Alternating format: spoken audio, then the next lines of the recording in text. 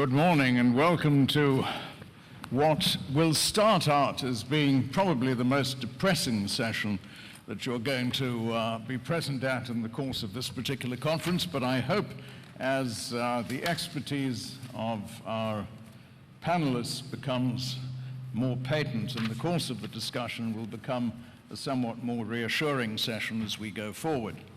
The title of it, as you know, is Cyber Threat, Are We at Risk of the Lights Going Out? And if you bear in mind the level of connectivity that we have in respect of every single system in the digitized world today, and the level of societal dependence on the supply of efficient electricity and related energy sources, then this question has risen in salience very dramatically over the course of the last several years.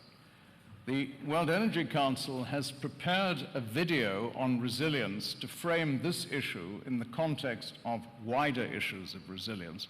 So before I introduce the panel, we're just going to take a quick look at that video, and then we'll move into the focus on cybersecurity, which is what this panel is all about.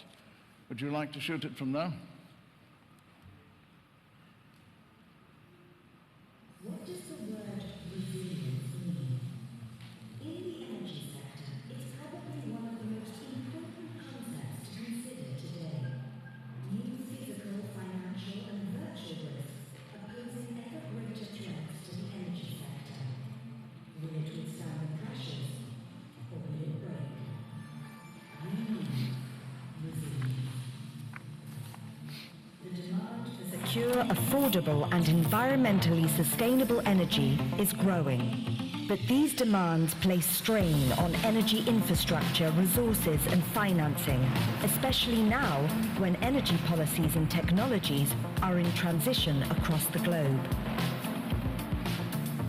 The decisions and investments made today will lock us into our energy future for the next 20 to 30 years.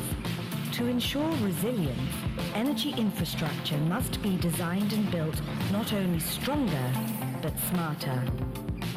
To do this, the World Energy Council and their partners have identified 3 crucial areas of emerging risk that we must address. Firstly, extreme weather. Frequent and severe weather events can impact on infrastructure. Transmission and distribution networks can be seriously damaged by storms or hurricanes. Hydropower generation can be impacted with droughts and changing rainfall patterns. The rise in global average temperatures is stimulating more of these occurrences every year, and even creating a greater need for energy to combat the intense heat and cold. Another key risk is the energy-water-food nexus. After agriculture, energy is the most water-intensive sector. 98% of electricity supply critically depends on the availability of water. The interdependencies and sometimes competing demands between water usage and the production of energy and food triggers great challenges. Disruptions to the nexus can impact the stability of energy supply and demand for years or decades. The third key area of risk is cyber threat.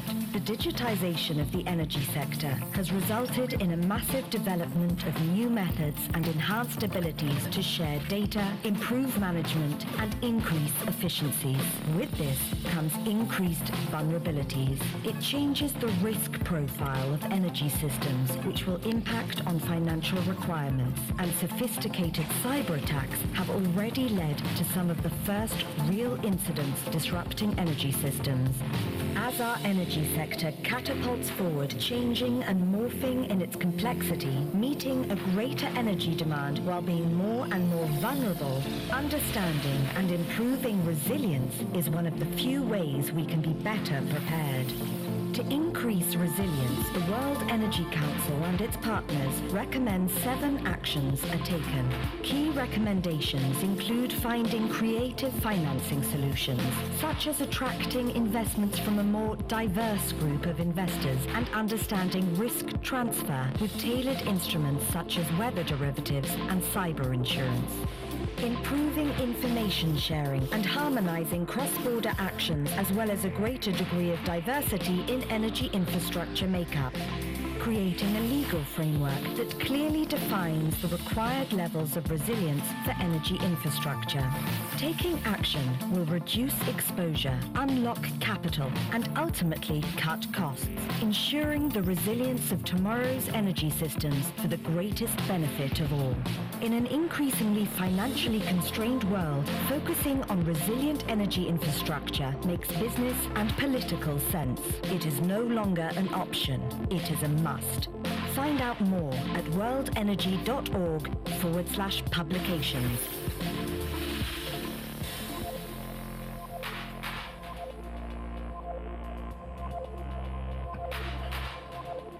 Super. I hope that frames the...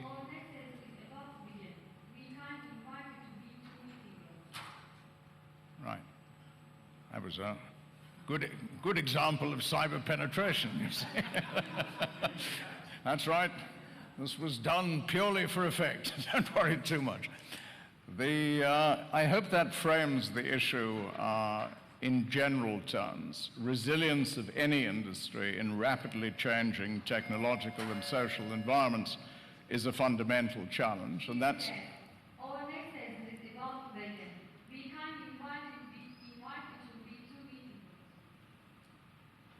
Right, we'll try again.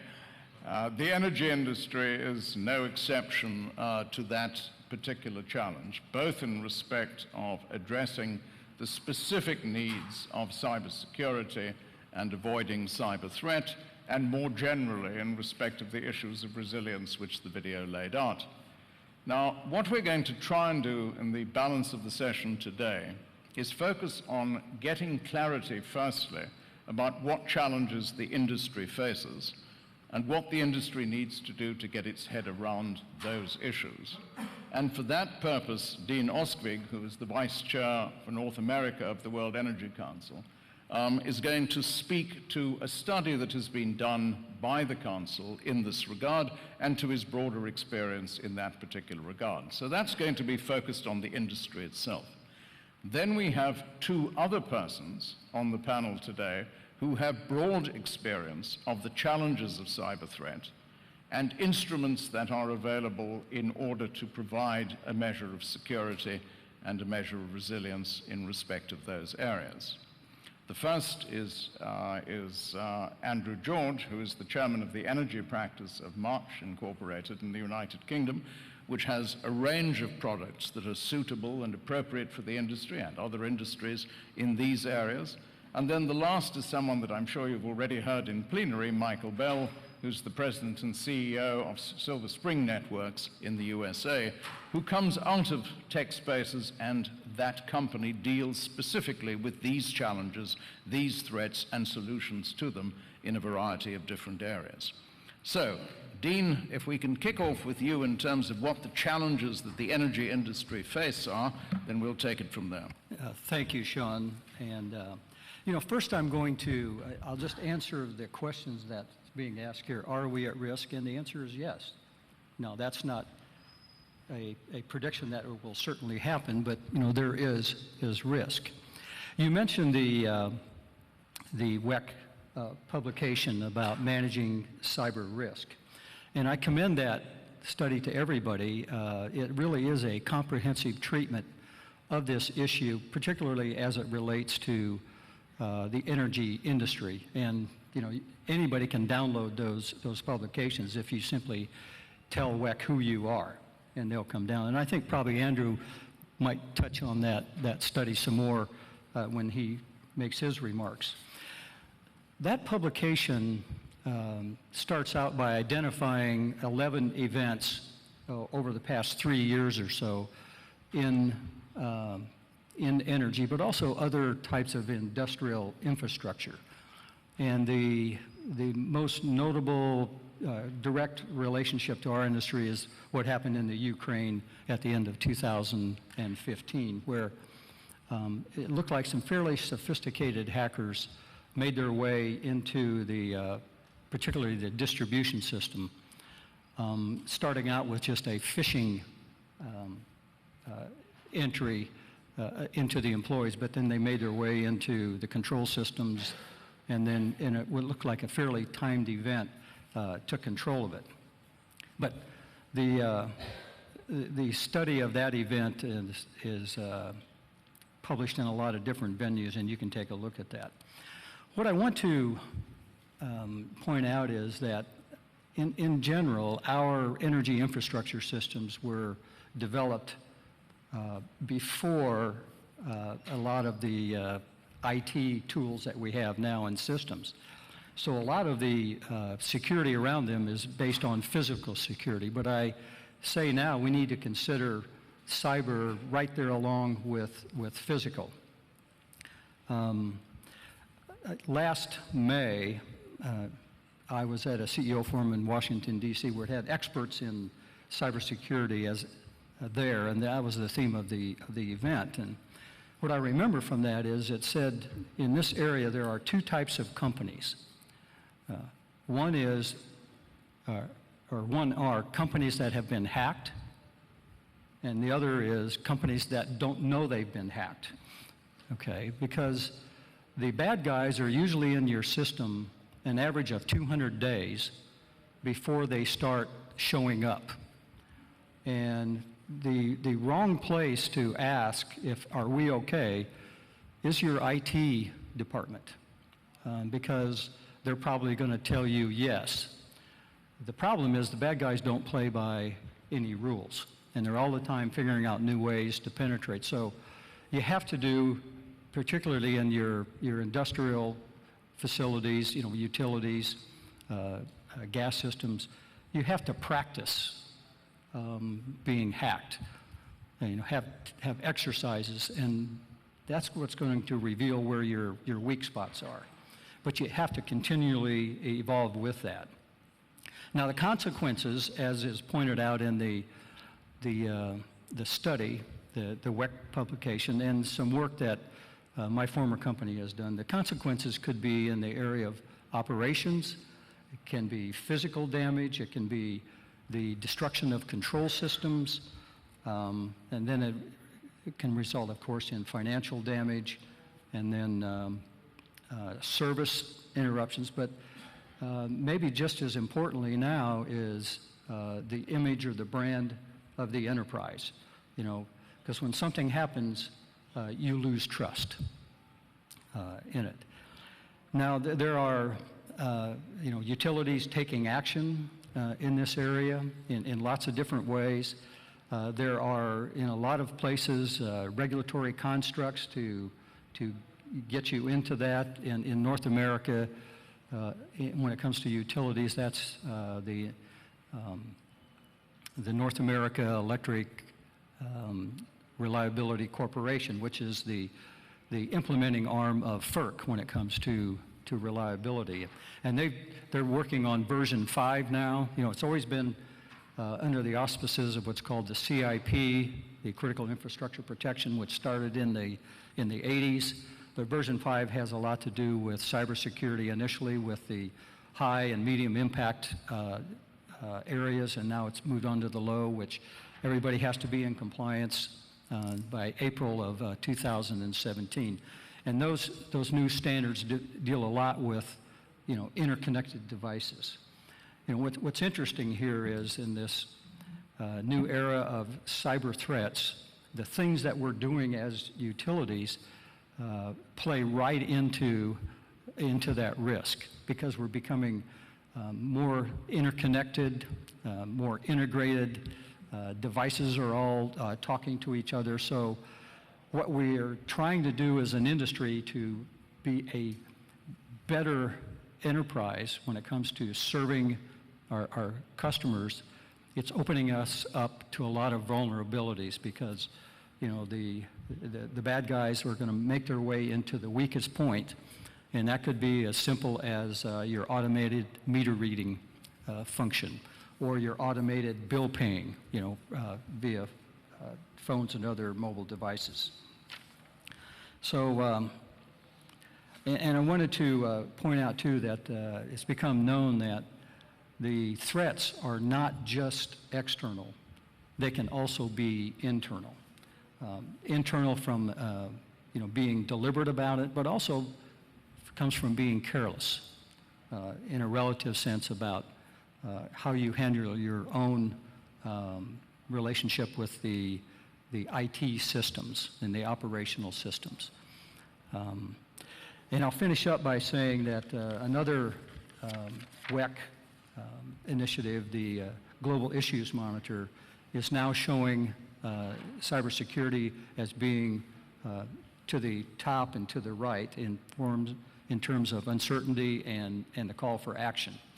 And then a Black and Veatch study couples right with that, where now cybersecurity has emerged as the number 2 thing on utility leaders' minds, just right under reliability. But when you stop and think about it, it's, they're close to the same thing.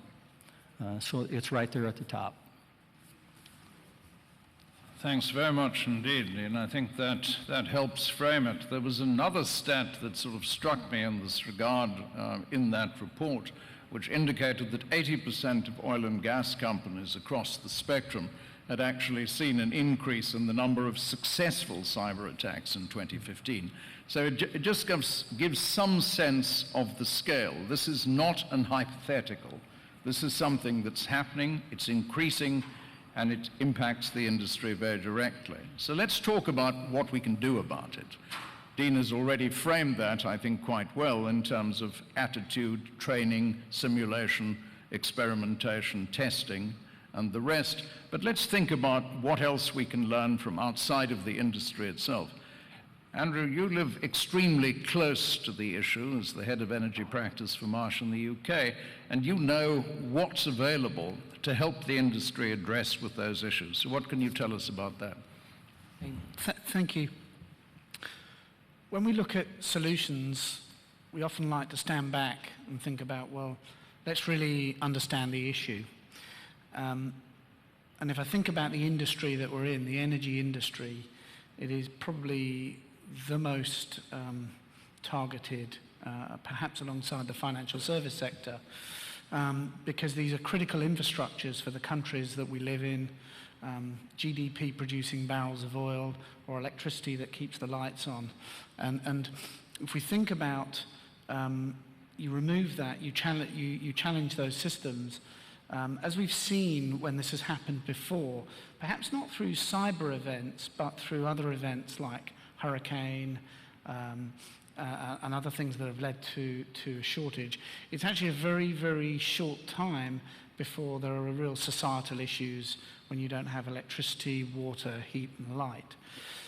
So as we try to get our arms around this without being alarmist, let's think about the magnitude. And Lloyd's of London commissioned a study last year assuming that there was a blackout in the northeast of the United States, and on a probability of 1 in 200, which is not particularly low, they estimate between $250 billion and $1 trillion loss potential for a blackout that could hit the northeast of the US. And there again, before we think, well, that's alarmist, that's an insurance company in London or syndicates in London being alarmist, this has happened before.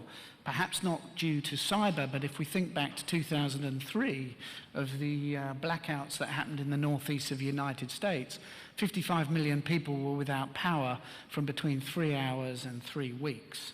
So these things can happen, and perhaps under different circumstances have happened.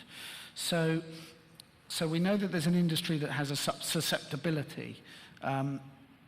We've talked a little bit in Dean's comments around the digitisation, and there's no doubt, and for those who listened to Bob Dudley earlier, who talked about productivity increases. If we look at the industry we're in, productivity increases, making more efficient use of oil and gas and networks, a lot of that comes from digitisation, comes from linking your network together. Therefore, you're introducing susceptibility, vulnerability into your network. So how can you deal with that? Well, rather interestingly, if we step back from this issue and we look at the low growth rates around the world, the low growth rates around the world have meant that there's a lot of capital that is chasing a return that it can't get.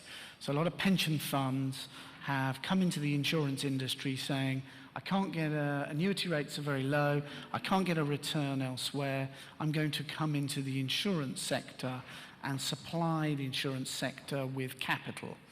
That capital is oversupplied. So many buyers from the oil and gas and electricity industry that look to transfer risk now have an abundance of capital, and therefore prices are extremely low.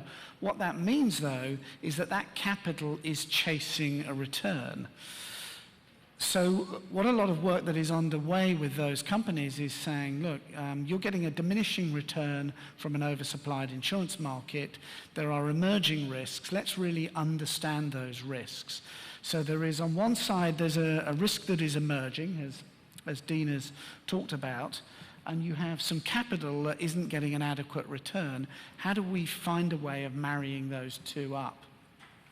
And a lot of it is the work that we're seeing a lot of the industry is doing today is really understanding the risk that you have. What is quite surprising, and there's some reference to this earlier, is many people still think that cyber is an issue for the IT department. It isn't. It's an issue for the CEO, it's an issue for the board. The resilience of your company and investments that you make, and when you get financiers to invest in your company, is based on the resilience that you can show to those incidents. And there are countless examples through various industries of not just people being attacked, but there was a case in the UK last week where a company was fined not because they were attacked, but they were perceived not to be doing enough about the attack that they had, about the data that they lost. So what we're finding is working with a lot of companies really understanding, auditing the work that they've done. And I'll draw a parallel here. For the last 30 years, audit, engineering, simulating claim scenarios. With the oil and gas industry, there's been a very efficient framework that has been developed that has improved the risk of those companies through undertaking surveys, root cause analysis, a real understanding that has led to risk improvement within the oil, gas, electricity and petrochemical sector that has meant that the capital that's over here that wants to insure that risk can effectively insure it because they understand that risk and they understand that that risk is improving. And we're at the early stages of replicating that from a cyber perspective, of working with companies and understanding their resilience, understanding the standards that they apply to. If you think about the companies that you represent, you probably don't work in one country, you work in multiple companies, you may have different divisions, you will have different suppliers, different vendors. So whenever there's a human interface, whenever there are others, contractors, you're bringing different risk in. My plea is, and the work we're doing is, before you do anything with that risk, understand that risk. And once you understand that through a series of audit, you can then, through a series of counterparts, lay that risk off into other markets. But you'll never do away with that risk. We're living in a fool's paradise if we think we can mitigate to such an extent this risk isn't there. This risk is here and it will get greater. It's a question of what you choose to live with and how you choose to manage that. And then we can develop solutions to fit around that. Thanks very much, Andrew. That was a very well-rounded and very realistic, I think, presentation of where we stand around these issues. Michael, Silver Spring Networks lives very close to the cutting edge of this particular space. And as you have the benefit of operating well outside of the energy industry as well, you probably have, of all of us, the best overview of the emerging nature of the risk and the speed at which it's changing. And you, I'm sure, have a very decent understanding at the same time of what others in other industries as well are doing in these spaces. So what can the energy industry, in one sense a late player in respect of these particular challenges, learn from experience elsewhere? Sektör olarak diğerlerin deneyiminden ne öğrenebilir? Technology. Okay. Yeah, so, you know, it's interesting. Evet, tabii bu çok ilginç bir konu. As I kind of said in the earlier session, I think that Her zaman for şunu utility to söylerim. just be able to deal with the modern stresses it has on its plate, it has to adopt these Şu technologies. anda bizim What I karşı karşıya see when people olduğumuz talk about cyber tehditlerin threats, you know, üstesinden certainly there's the gelebilmek human için factors aspect, teknolojimizin social uygun engineering, olması lazım. Bir people giving tarafta out sosyal passwords, a mühendislik disgruntled meselesi var. employee, that's İnsanlar one thing. birbirine passwordlerini The thing that verebiliyorlar is vesaire. manageable, that Bu I'm konunun actually a bir little yanı bit ve bence bunun disappointed that people üstesinden aren't really gelmek paying close enough aslında attention to mümkün. is the technology side of things. Ama You know, biz burada teknolojinin beraberinde I have to getirdiği yan say, etkiler security üzerinde when it esas comes to olarak durmak connecting anything, zorundayız. let alone parts of the electric grid, Güvenlik has her to be zaman concerned with. önemlidir. You know, you can't shortcut things. And Siz certainly over the past, 30 years or so of geçtiğimiz the mesela internet, 30 best seneyi practices have been düşünecek developed, olursanız technologies şunu have been görürsünüz, developed, teknolojiler where you hızla apply multiple levels geliştiğinde of technology farklı and security düzeyde to provide a teknoloji solution özellikle that de outside of human güvenlik factors is alanında pretty much beşeri unpractical. faktörün dışında And those solutions are kullanılır hale available. geldi. Bu And konuda çeşitli what I çözümler, see, now I've been in this business for about a year. I spent 25 years in Silicon Valley building geçtiğimiz technology 30 products, senelik 18 of those teknolojik at Apple. And what I see, though, is as energy companies adopt new technologies, enerji in some sektöründe cases the evet bu decisions are teknolojiler made şu anda uygulanıyor ama I'll say at a bazen level in the organization kararlar where people don't organizasyon have the understanding düzeyinde or öyle bir incentivized şekilde to really alınıyor understand ki how bu important the kararı security alacak aspect durumdaki is. It olan might be insanlar the bu meter shop, teknolojilere and the tam meter shop hakim guy might, or gal olmayabiliyorlar. may not really fully Güvenlik understand the konusunu technical tam implications of olarak selecting one kavramıyor solution over another. And it's a real olabilirler. problem Bu tabii because, çok ciddi bir problem. technology companies are great at Teknoloji technobabble, dediğim and gibi stuff muazzam sounds a lot gelişme alike until you have halinde people really ve delving into the insanların differences. And I can certainly tell you incelikleri that, kavraması gerekiyor. I have seen some things that are being actually deployed in the field that scare the you-know-what out of me. I mean, I have seen a demand response system in the field in the United States that essentially has no security. So a reasonably adept high school student could stick some probes into an electric outlet in utilities territory and start turning pool pumps and air conditioners on and off. And that's fine. We can kind of laugh about that, but there are people who are deploying proprietary, unproven, one-off technologies into other areas of the smart grid, distribution automation, smart metering, other areas. And that's really kind of horrifying. I will say that, you hear about the Internet of Things. This is the Internet of secure things. It matters if electric utility assets go offline. So adopting best practices from the technology world, adapting best practices of what are being used in terms of internet standards is a necessity. There's actually, I don't know about here in Europe, but there's a company in the United States, everyone's rushing into this IoT space because it's become the darling of the tech press. There's a company who is releasing a technology that's so, I call it state-of-the-art 1975. It's so old that you can't update the firmware of the device. So say you have this in your device, a vulnerability is found.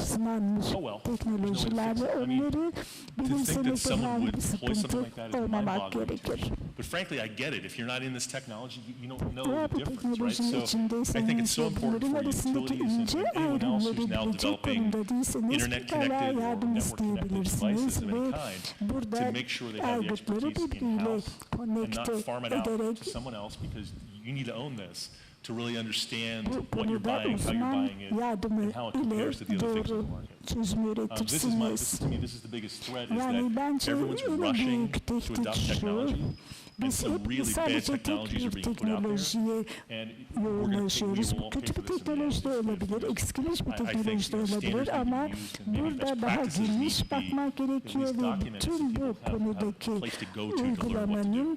geniş bir perspektiften ele Can I alınması push you gerekiyor. just Çok a teşekkürler. scrap further on that one? Hemen Because bir what we're ilave doing, I soru think, very sormak well istiyorum. across Çok the doğru presentations thus söylüyorsunuz. far is we're identifying the vulnerabilities, and we're talking in a certain sense philosophically and in terms of corporate governance about how we need to get our heads around these issues. And the point that all three of you have made, I think very effectively, is that in the final analysis, this is a critical risk, and the responsibility for ensuring that risks are mitigated, minimized, and managed effectively actually rests with the board of directors in respect of every company that happens to be in the public space, whether it is a privately held company or a listed company or a public utility. So there's no way around that. The real problem, though, lies squarely in what you've just been speaking to, Michael, which is that people don't understand the technology. They don't understand many of the technologies that they're actually engineering into their information control systems under present circumstances. They don't understand the vulnerabilities, and hence they can't get their heads around the risk profile associated with them. When they're then engaging with technology vendors, the vendors have no incentive to do an in-depth analysis in respect of that. They have an incentive to sell their product. So how does a company get around that particular problem? What's the best way? I'm going to you first because you made the point, but I want the others to comment on it as well after. Sure. I mean, this is a manageable risk. You know, there's a lot of sensationalism I read in the outside press around this technology and the vulnerabilities and how bad it is. This is manageable if people who are implementing the technology do enough due diligence to really understand what they're deploying. So, I'd say some of the companies we deal with, Con Edison in New York, very forward-looking utilities, they have people on staff who understand this. And in fact, I tell you, as my company, we're one of a number of people who are doing the smart grid sort of work. We value when the customers have the intelligence on staff, because when that's the case, we always win. Because we have a solution that's defensible, it isn't smoke and mirrors. I joke that a lot of people have a slide that has, that says, there's a stage, then a miracle occurs. The slides are so fuzzy. It's absolutely critical that for anyone who sets off to implement one of these systems, that they get in-house expertise for this. And I do think that something that we've been talking to a number of other companies about is figuring out how to put together some sort of white paper around best practices, the questions to ask. Because it's like anything else. The terminology sounds daunting. The concepts are really simple once you can break it down to a chunk that's understandable. But like I say, technology kavramlar bunlar fakat doğru bir yaklaşım burada şarttır. Which I'm a big fan of, but it's really fundamentally comes down to making sure that you have the appropriate level of security at each level of what you're doing, and you understand how the pieces operate. And it's very easy to understand once you have someone who can take the time to fully understand and evaluate the solution.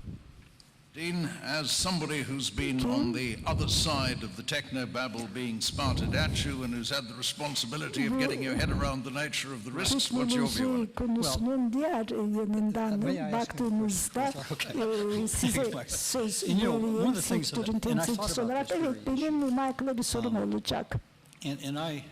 Peki, I've seen the way that utilities and other companies procure things. Mesela firmalar bazı konularda güvenlik sistemlerini satın alıyorlar. Ben buna çok şahit oldum ama have you seen a really good model of gerçekten let's say a procurement team is made up to make sure that they get the right, best equipment. Because we're doing a lot more these days with things behind the meter, interconnected devices, which to me provides a lot more opportunity for vulnerabilities yani ben bu sektörden bir firmayım, gideceğim kendim için en iyi, en doğru donanımı, ekipmanı satın alacağım.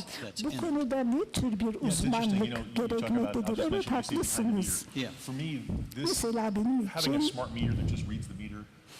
akıllı sayaçların mesela kullanılması Çok güzel. It's the data you can pull off the meter. We have some technology that allows you to, based upon sizin sorununuzu ne kadar çözmektedir? Elbette bu sayaç aracılığıyla çeşitli verilere vesaire kolaylıkla ulaşmanız mümkündür. Bunu milyonlarca tüketici açısından kolayca uygulayabilirsiniz. Ama bununla ilgili bir sistem de oluşturmanız gerekiyor ve bu sistem, yani akıllı sayaçlarla ilgili sistem güvenli olmak zorunda. The utilities to be able to figure out what the best solution İşletme is. sistemlerin için en iyi çözüm hangisi? Ben evet böyle bir örnek gördüm. Mesela bizim müşterilerimizle olan, Kaliforniya'da olan bir örnek. Bu sayaçlarla ilgili olarak bilişim teknolojilerinden haberdar, bu konuda uzman olan kişilerle birlikte çalıştılar. Siber güvenlik alanında uzmanlarla çalıştılar ve ne tür bir güvenliğe ihtiyaçları olduğunu onlara danışarak tespit ettiler. Yani böyle bir uzmanlık fevkalade önemlidir. En başta bunun devreye sokulması önemlidir. Yani herhangi bir sistemi satın almadan önce diyelim yüksek miktarlarda dolar yatırım yapmadan önce bu uzmanlık danışmanlığını almanız gerekiyor. Yani sizin kendi deneyiminize göre DG ve diğer firmalar gibi firmalar bunu yapıyorlar dediniz Kaliforniya'da. Evet. Yani onlar bunu iyi kavramış durumda. Bunun yararı nedir, riskleri nedir? Bunun farkındalar ve dolayısıyla sistemlerinin en başından güvenli olması için gerekeni yapıyorlar.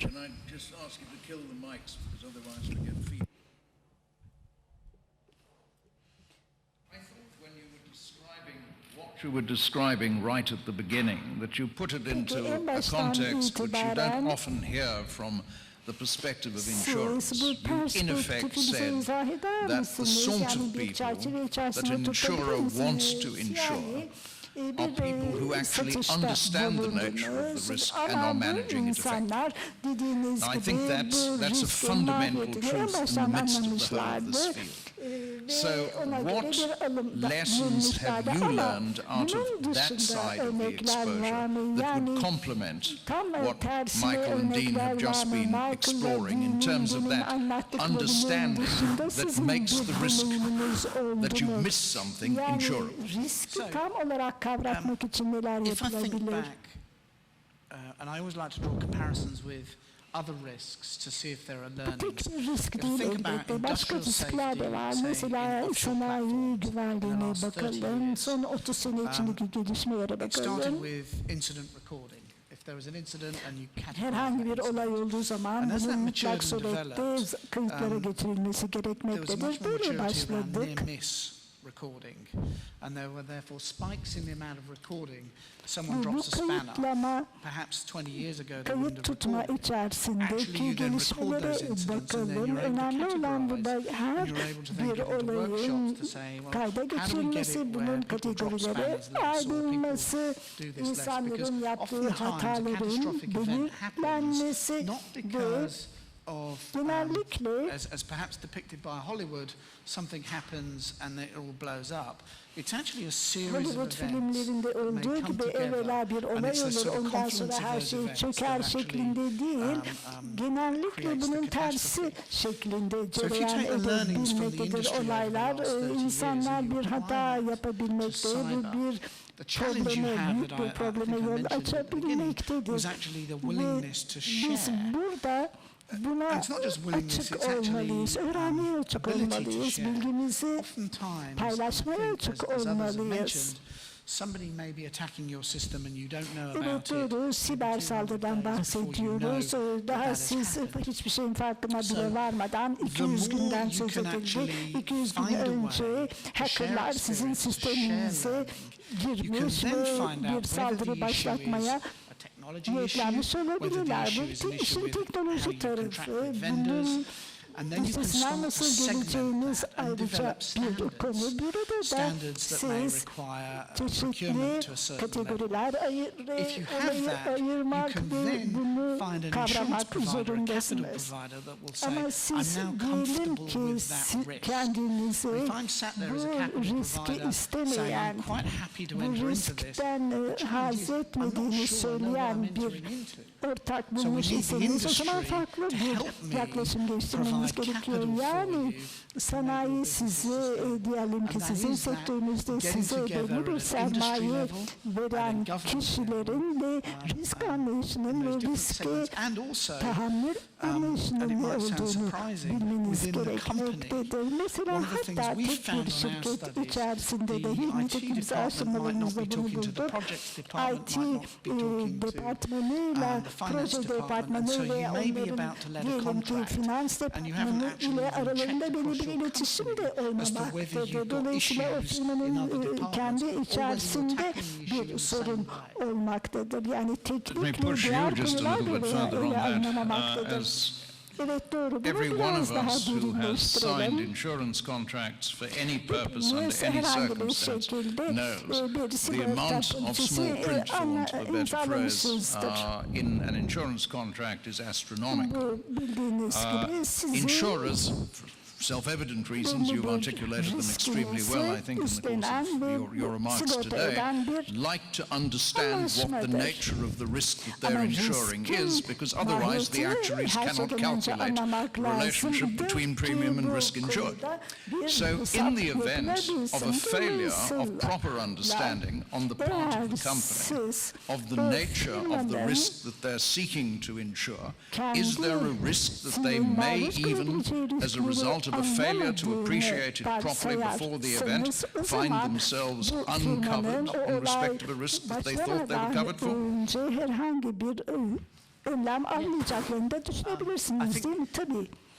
It's very interesting. Insurance managers, treasurers, financiers like to understand a risk, and over 30 to 50 years have developed an understanding of the language that an insurance company will provide, an understanding of their debt and how that debt works, how covenants work. Suddenly you think about the risk of cyber, and we have to condense 30 to 40 years of learning into 30 to 40 days. Because we know we've got this risk, actually we're not quite sure what we want to cover, how we want to cover it. So there are ways, working with counterparts, that we can actually address that. And one of the simplest ways that we address that with counterparts is to say, if you buy traditional insurance, you have a risk that you transfer. If it's not covered because an insurance company says that is a cyber exclusion, then there are capital providers that will fill that gap, that will absolutely step in and say, we'll fill the gap if that's excluded for those reasons. So what that means is the market, the capital is saying, we're prepared to take some of that vulnerability. However, in doing that, they want that deeper understanding of the risk from those companies. I'm going to open it up to the floor in just about 30 seconds from now, but I just want to try and distill what I think is the key learning out of everything that's been said. If the company or the utility does not fully understand the nature of the risk, it will not design in appropriate systems. It will not be capable of having intelligent discussions with technology providers, and as a result is unlikely to select the correct technologies to address the risk. And it may, even if it doesn't understand the risk properly, not find itself adequately insured as a result of that misunderstanding. So, and please, if anyone thinks that I'm misrepresenting anything that you said, I'd love to have the correction, but that for me is the fundamental takeaway out of this. It reinforces profoundly the essential nature of ensuring that you understand the risks to which you're exposed in respect of your operations, and by there I mean executive suite and board, that you engage intelligently with the right people with that understanding to ensure that you are in fact mitigating and managing effectively, and that in engaging with insurers, you do not believe that you have a safety net that is likely to cover all circumstances unless you understood the nature of the risk to which you were exposed profoundly. And as the reports all say in these areas, that means that you have to have that understanding across your value chain, even if that extends across state or national borders, because the vulnerability can arise from almost any point within the system. Anyone disagree with that characterization? Thank you. Good.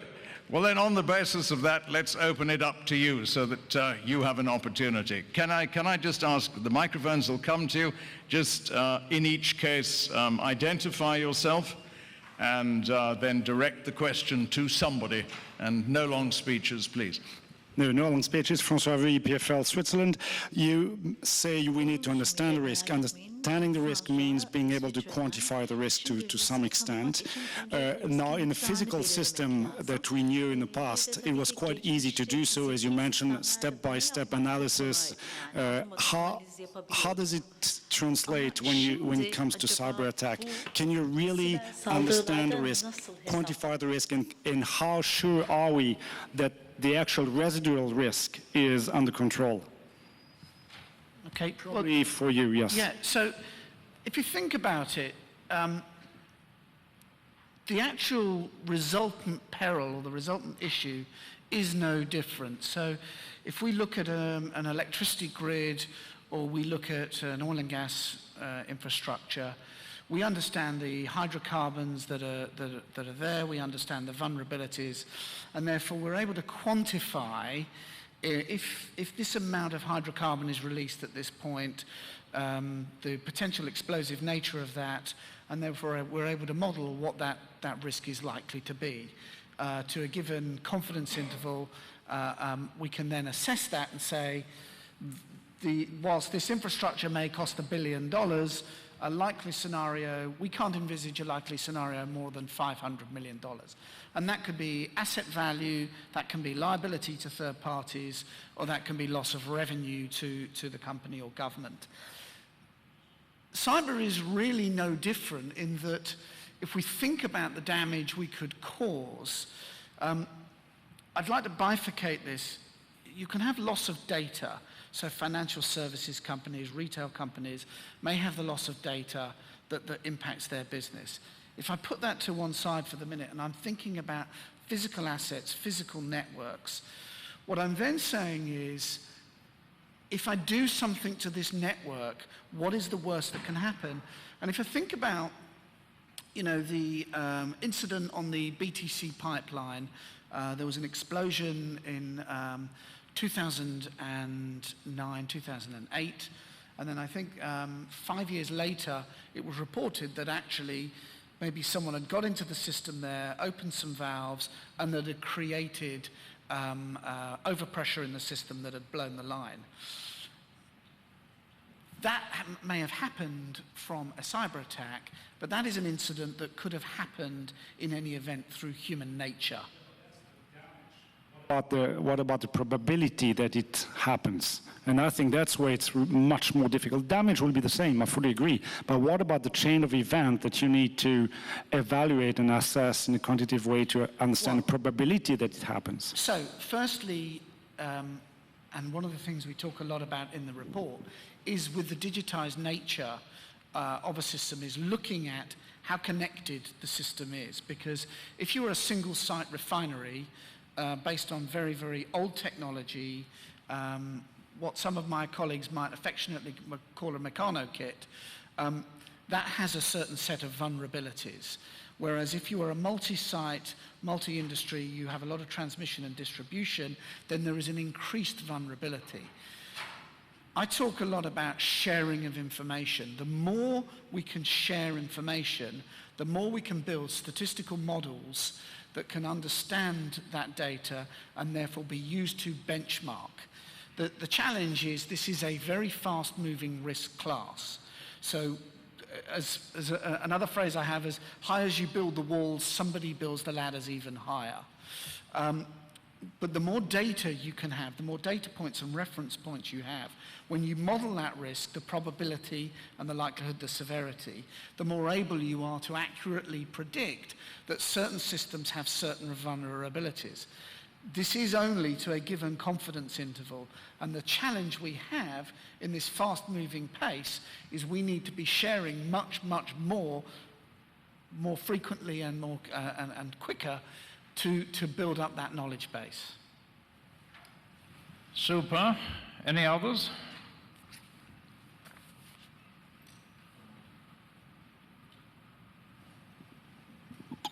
Hi, this is Sinan Kılıç from Ankara, Turkey, Eltemtek. I want to get some sample questions from anyone who wants to give the answer. For instance, when we are talking about security problems, we need to convince management to investments. Management guys, when they are concerning about this, look at IT departments, and IT department guys answer, we don't have any security problems in our SCADA systems, for instance. Why? This is a closed Turkish system, no problem. But I need samples to convince them to an investment, or maybe baby steps about this to create the awareness of management guys. All right? Yeah. You know, what I've seen is increasing pressure from insurers, from financiers, from regulators to utilities or other infrastructure owners to prove cybersecurity, if you will, in different ways. Now, I just joined the board of directors of PJM. You know, I'm sure you know who PJM is. And when we talk about governance, you know, and cybersecurity, it is clearly at the board level at PJM. So the tone has to start from the top, right? And then it goes from there. Just like the tone for safety in your organization, the physical safety of the people and things that you have. But I'm seeing that happen more and more, particularly as more publicity is made around cyber events, whether that be in credit cards or other sorts of information leaks even. People get more and more concerned about the cyber. So, you know, I would say to the extent that one can in your own company, put the pressure on the top to get with this. And, you know, I think about, the previous question that was asked. It reminds me of the saying, don't waste a good crisis, right? So when something happens, learn from it, do some forensics on why. I think it will reveal where your vulnerabilities are, and then you have to share. You have to share information, and I think about the parallel with, at least in the U.S. context, with the nuclear power industry and the organization INPO, which is really a lot about sharing of information, because we got to get these answers right the first time, and we have to create communities of sharing. Paolo, I think you were talking about a event coming up in Italy, and this year or this month.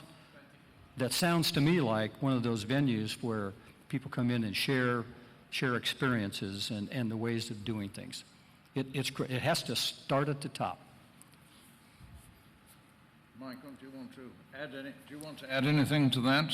You made the point right at the beginning that it's not that the technology is not available, it's that many of those seeking technology solutions don't know what they're looking for, and as a consequence, it's a dialogue of the deaf. Can you give, on the basis of your experience with high-functioning utilities that know as much as anyone in the Valley knows, can you give an indicator of 3 or 4 key questions that would start the debate? Well, I mean, there's two different things to look at. The first one is, when you're evaluating the systems, what should you ask? This seemed like a different question, which is, you know, how do you kind of browbeat skeptical people above you into adopting it, which that's a much harder problem. I mean, like I think you said, if it doesn't come from the top down, I mean, that's a difficult and dangerous problem to solve. I guess I'll say I have been lucky since I took over Silver Spring that the management at the utilities that we've been dealing with understand the necessity and the value to worry about things like this. So I haven't had to go work with the procurement people to say, you know, how do you convince my boss that's important? I mean, you know, certainly, as you say, at the board level, the board directors and the executive team, their, I'll say, jobs are on the line. This is part of corporate governance to understand this. So I think it's taken very seriously. I haven't really had to force someone to have that discussion. Can I offer just, I'll take the question right now, can I offer just one thought in respect to this, because it goes to this question of public-private interfaces in this regard. One of the reasons why Michael may not be experiencing particular difficulties in this regard is, I guess, back as early as 2009, in the US, there was a comprehensive national cybersecurity initiative that was signed off in the White House, where the whole purpose of this was to try to ensure that leading US corporations were kept abreast of primary challenges in the cybersphere. Now, one of the advantages of that particular approach is if the most knowledgeable technology companies and the National Security Agency and Cyber Command are sharing their perception of cyber threat on a continuing basis with other major operators in the space, then the understanding of the nature of the threat tends to become more granular. It's easy to say that the hack of Yahoo cost a data loss associated with 500 million accounts. It's easy to say that health insurers have been hacked. It's easy to refer to Ashley Madison, to T-Mobile, to a whole series of events. But companies, ironically, have very blind spots about those sort of things. That tendency to say, it can't happen here, we've got a closed system, we're secure, is huge, unless one actually engages constructively in debate that ensures that an understanding of the threat is brought effectively into the minds of people who bear responsibility for managing that threat as a result of their executive committee and board level appointments. So the short answer to it is I think the WEC report actually gives you quite a lot of data in respect of those areas. You can possibly use that as a point of departure within the framework you were describing, but the reality is you've got to keep people focused on this, because quite frankly, the threat is not going away. It's rising both in terms of frequency and in terms of severity. And the more connected we get, particularly with mixtures of legacy systems and new systems, the greater the vulnerabilities in the systems themselves. This is a real problem going forward. Shoot.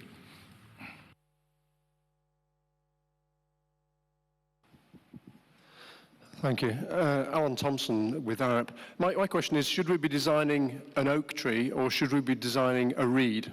In other words, should we be designing the taxonomy of the system, both the physical system and the digital system, so that it can fall over but it can bounce back up very quickly, rather than something that we think is going to be absolutely rock solid, but one day we find it isn't as rock solid as we'd hoped?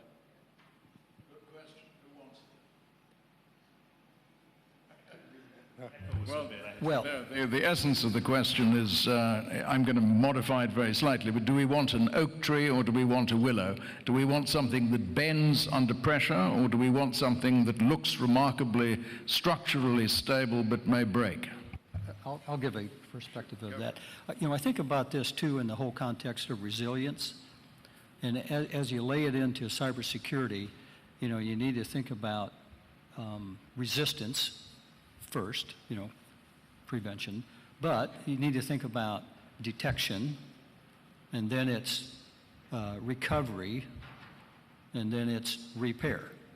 You know, I think if you think about those four things, you know, to me that's kind of a willow tree sort of thing. You want to build what you think is an oak tree, right? But you want to have features of it in there that allows it to bend, and then you have to be ready to recover when you detect things. It's like detecting the problems early and get out. Remember what I said early on, that there's two types of companies. Ones that have been hacked and ones that don't know they've been hacked, because you can be sure you're being probed right now, and most probably there's stuff already inside, you know, just waiting to manifest itself.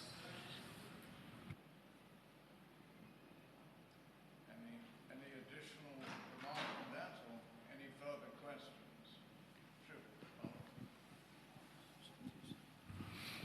I want only to underline your point on the policy engagement and the high-level dialogue between institutions and CEOs. In Europe, there is a framework for cybersecurity. In the European Union, there is a strategy for cybersecurity, and the security agencies in Europe are dealing with sharing and the awareness of top utilities and energy companies on this problem. So the attention is gaining momentum on these cyber threats, and in Italy we have in particular the Ministry of Economic Development that is responsible for cyber threats response in energy industry, that activated together with the Minister of Defense a high-level task force, more or less, and they are discussing at very high level these issues. So this is the way I think in which you can really engage from the top. So I don't know if in your country they are thinking about some kind of activities at institutional level. But I only want to underline one thing, that the problem about cybersecurity and standards of cybersecurity from a policy view or regulation point of view is also a problem of setting another, another cost, another standard that could be perceived as cost in projects. I mean that the ministry was thinking to setting up a standard for cybersecurity in all the,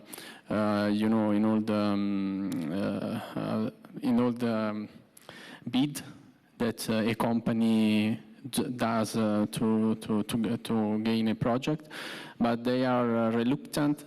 Quite reluctant, because they are aware and they are worried about these issues perceived from the companies as an additional policy cost.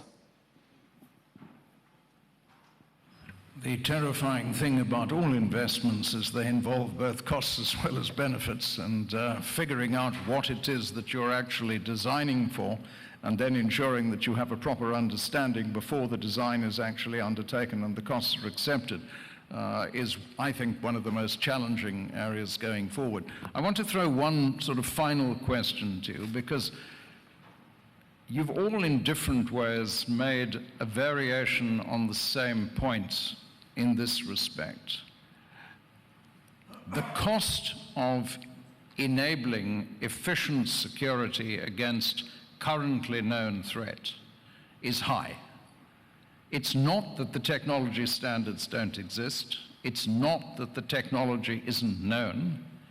It's that the dialogue between those who bear responsibility for mitigating that risk, the board and executive staff, and those who have the capability of doing it, the technology companies, is often not a very efficient dialogue.